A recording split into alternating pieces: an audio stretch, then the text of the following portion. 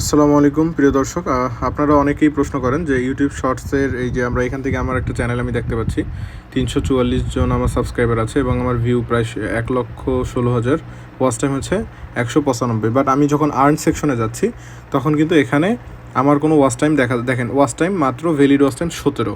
But আমি কিন্তু সেখানে কত ওয়াচ টাইম কাউন্ট করছি, আমি কিন্তু অলরেডি 195, বাট এখানে দেখাচ্ছে আমার মাত্র 17 ওয়াচ টাইম। এটা হওয়ার কারণ হচ্ছে আপনি ইউটিউব শর্টস থেকে যখন আপনি ইনকাম করতে চাবেন তখন আপনাকে মূলত 10K ভিডিও ভিউজ করতে হবে। আপনি যদি 10 মিলিয়ন ভিডিও ভিউজ না করতে পারেন তাহলে আপনি ইউটিউব শর্টস থেকে ইনকাম করতে পারবেন না।